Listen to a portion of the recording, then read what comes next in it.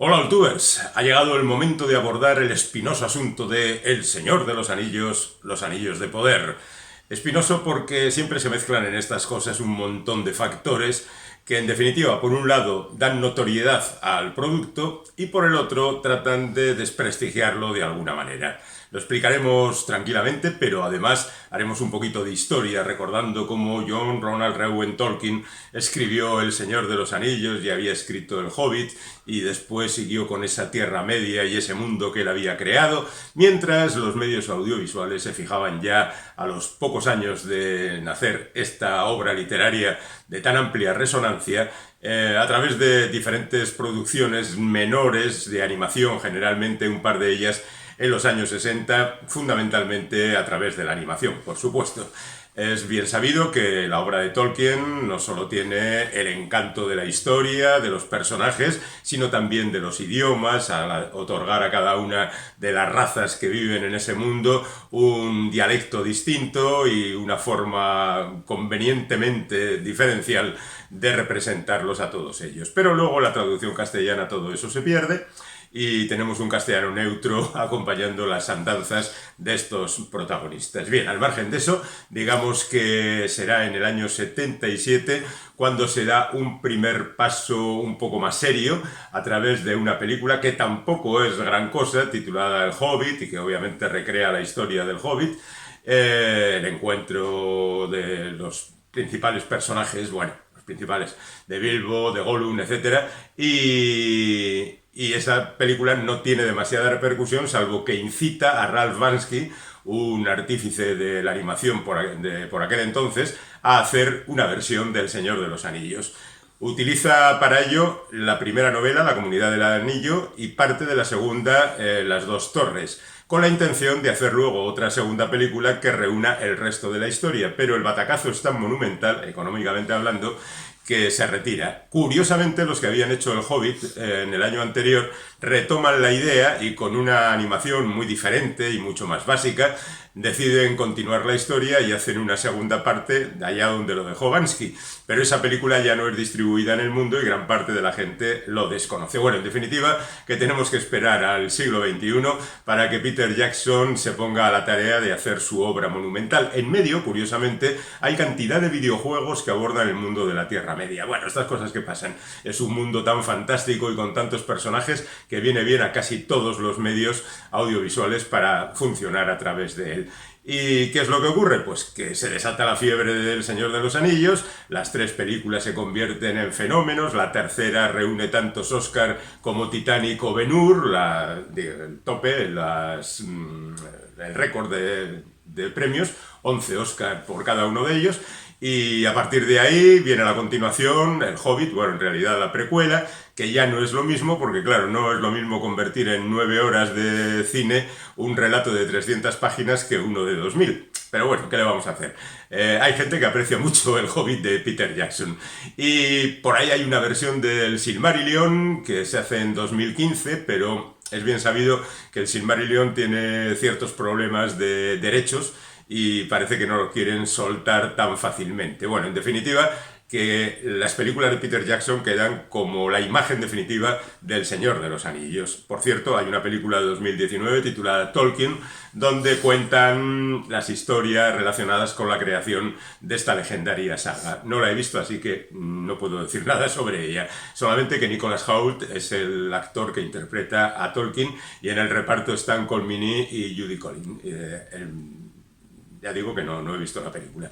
Lo cierto es que hay un momento en que una plataforma, Amazon Prime, decide hacer una precuela de todo esto y se pone a la tarea de crear El Señor de los Anillos, Los Anillos del Poder, y parece ser que Peter Jackson incluso se ofreció a ayudarles desinteresadamente, a modo de asesor externo, y ellos decidieron recurrir a alguna gente absolutamente desconocida para hacer la serie. Como se gastaron mucho en efectos especiales, pues tampoco podían contratar a estrellas, y contrataron a actores y actrices prácticamente desconocidos para interpretar personajes que son básicamente nuevos, salvo algunos, como por ejemplo Galadriel o Sauron, que vienen ya del Señor de los Anillos. Pero digamos que la historia es absolutamente nueva. Bueno, Vamos a hablar pues de la serie de una vez, porque nos estamos perdiendo por todos estos territorios. El primer capítulo, bueno, el primero y el segundo están dirigidos por Juan Antonio Bayona, como todos sabéis, que es un tipo que a pesar de hacer blockbusters es capaz de hacer también una obra personal con ellos, ¿no? La quinta película de Jurassic Park o Jurassic World, pues tiene también elementos que le son propios, como el gótico o la aparición de Geraldine Chaplin.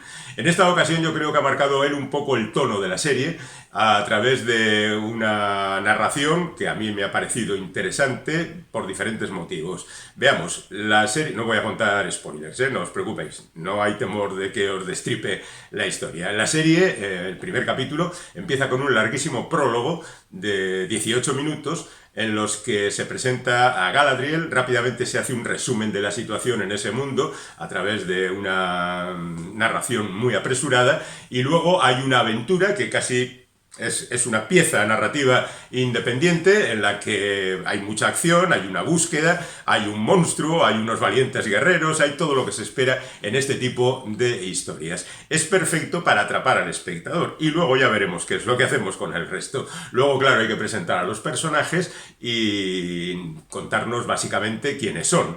Es verdad que mucha gente ha dicho que esta Galadriel que aparece aquí no se parece en nada a la que interpretaba Cate Blanchett en la trilogía principal.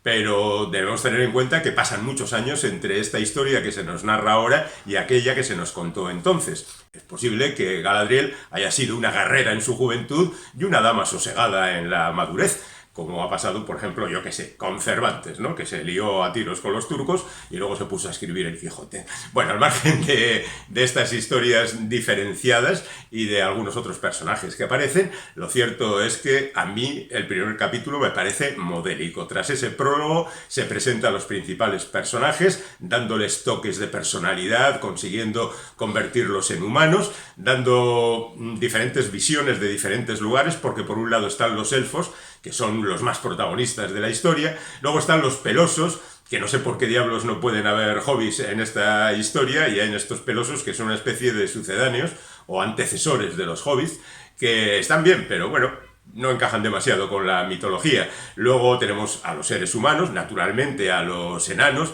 y habrá por ahí orcos y trolls y toda esa gente apareciendo a lo largo de la serie, es decir, básicamente las tribus que todos conocemos. Pero ya digo que los elfos son fundamentalmente los que manejan el cotarro y Galadriel la protagonista principal, al menos de estos primeros episodios. Y allí se van a la aventura y se narran en fragmentos razonablemente largos o cortos, no sé, de aproximadamente 8 minutos, que dejan siempre un cliffhanger. El segundo episodio es un poco más relajado, pero también es cierto que no cesa en su afán por seguir adelante. Hay mucha gente que dice que no ha encontrado nada en estos dos primeros episodios, pero es porque no han mirado bien. La verdad es que la historia avanza bastante de manera razonable a una velocidad muy atractiva. Y la verdad es que yo me lo he pasado muy bien. Y en cuanto al tercero, pues tampoco he visto excesivas diferencias con la dirección de Bayona, porque yo creo que él ha sentado la base. Es posible que las secuencias sean un poco más largas, sean un poco más intrascendentes. Hay una en concreto en la que te quedas en un cliffhanger en el segundo episodio y en el tercero te quedas prácticamente en el mismo sitio, pero hay que hacer los episodios totales de la serie y habrá que verlos también. Yo desde luego doy un voto de confianza a esta serie y estoy radicalmente en contra de esa campaña que se ha montado en las redes vituperando la historia. Generalmente hay que entender que viene de una zona de los espectadores no contentos con los cambios que se han hecho y las cosas que aparecen en esta serie, como es la participación de diferentes razas y de diferentes gentes. ¿Cómo puede haber un elfo negro? Y Heimdall, el guardián del Bifrost en la película de Thor, ¿qué? ¿Idris Elba es blanco? Pues no.